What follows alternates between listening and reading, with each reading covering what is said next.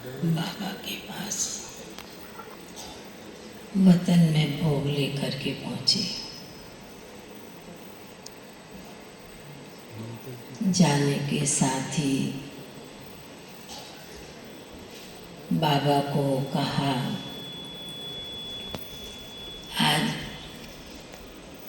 कई आत्माओं का, बाबा के बच्चों का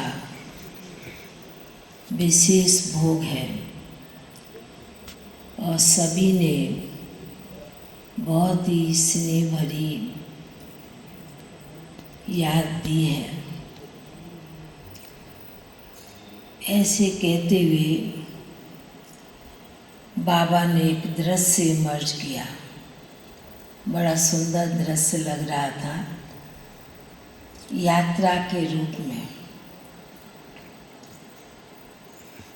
बाबा ने जो दृश्य इमर्ज किया कि दुनिया में ये चैत मास, वैशाख मास विशेष रूप से दुनिया के लोग यात्राएं निकालते हैं,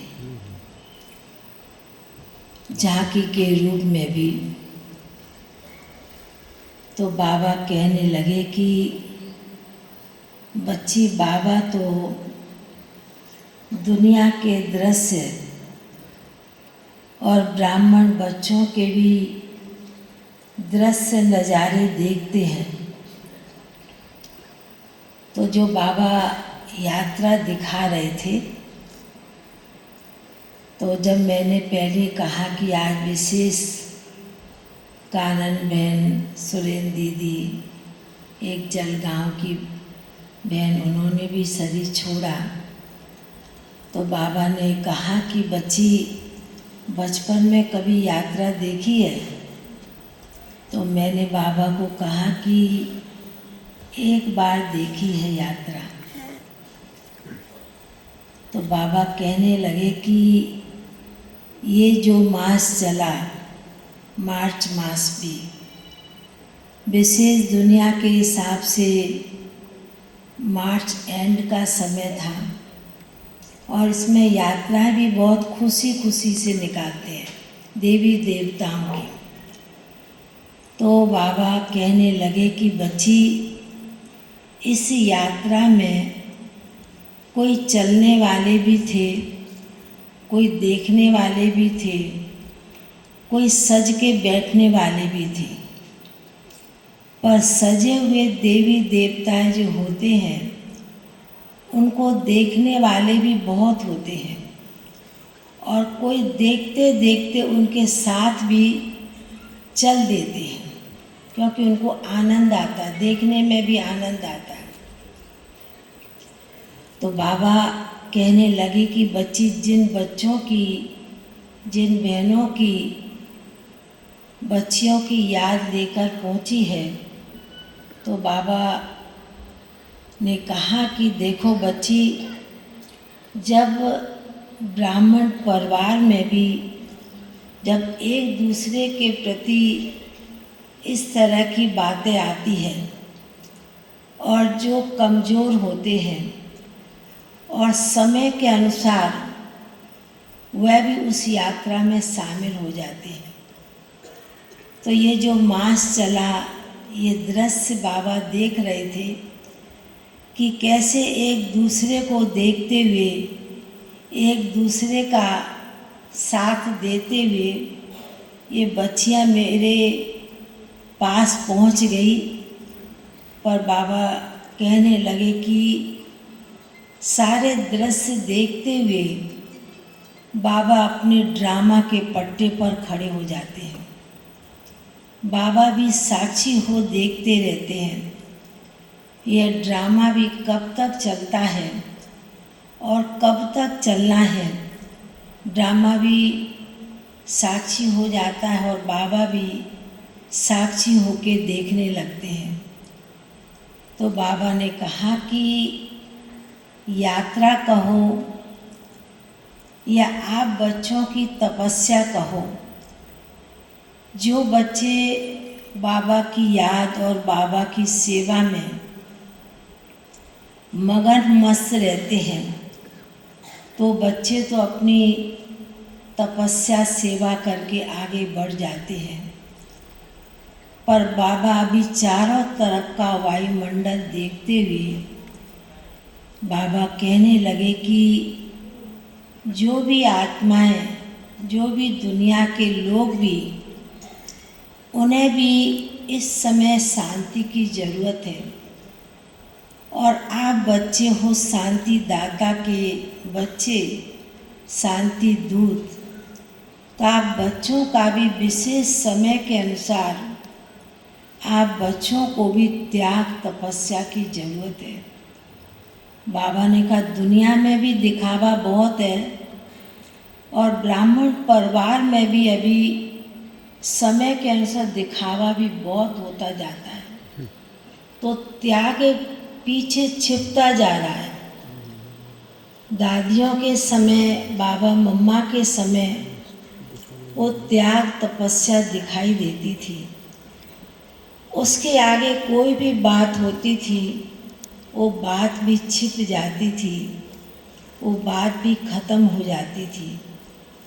तो बाबा ने कहा कि बाबा विशेष रूप से अपने ब्राह्मण बच्चों को यही इशारा दे रहे कि हर एक ब्राह्मण बच्चे अपने समय के अनुसार नया पाठ बजाने के लिए बच्चे एडवांस में भी जा रहे हैं। सत्य की राजधानी भी बाबा को जल्दी जल्दी स्थापन करनी है और बाबा का कार्य भी बहुत तेज़ी से बढ़नी है। इसलिए सभी बाबा के ब्राह्मण बच्चे, चाहे छोटा स्थान हो चाहे बड़ा स्थान हो, हर एक ब्राह्मण बच्चों को समय को सामने रखते हुए बहुत योग तपस्या की ज़रूरत है, अखंड तपस्या की ज़रूरत है। बाबा ने कहा कि चाहे छोटा स्थान भी होता चाहे बड़ा स्थान, पर बाबा ने कहा विघ्न तो सब जगह आते हैं ना। उन विघ्नों को पार करने के लिए आप बच्चों को विशेष तपस्या करनी है। बाबा ने जैसे शुरू में अपने बच्चों को 14 साल त्याग तपस्या कराई, और उसी प्रकार बाबा भी जो फर्स्ट में हुआ हो लास्ट में भी ऐसा समय आने वाला है जो आप कुछ सोचेंगे कि ये सेवा करेंगे, पर बाबा ने कहा समय को देखते हुए, सभी बातों का ध्यान रखते हुए, जो आप बच्चों का कुछ भी संकल्प होता है, पर उसके आगे तपस्या की ज़रूरत है।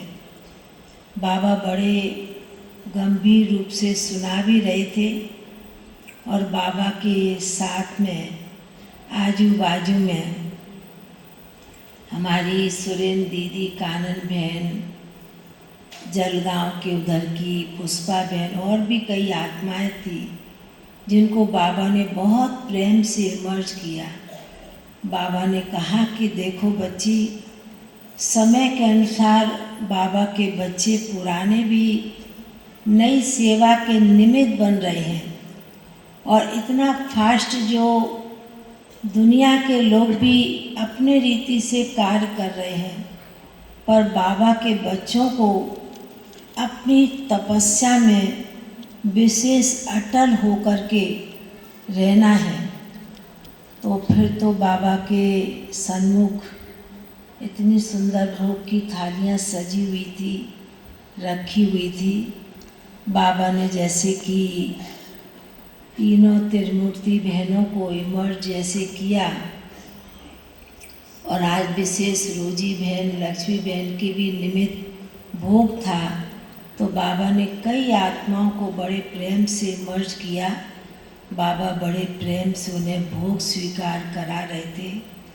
बाबा ने कहा कि बाबा का घर मधुबन इतना बड़ा बेहद का भंडार है, इतना बड़ा दिव्य गुणों की खान है, और जितना उस खान से जो बच्चे ले सकते हैं उतना अपने अंदर भर सकते हैं, उतना हर एक को अपने शक्ति के अनुसार भरपूर करना है, रखना है।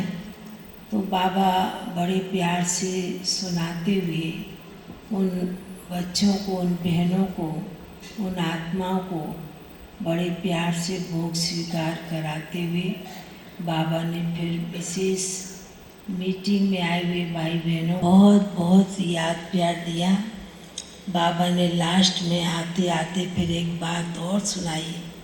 बाबा ने कहा कि गर्मी का चलने वाला ही है। इस स्थान पर चाहे छोटा हो चाहे बड़ा हो, हर एक तपस्या करें।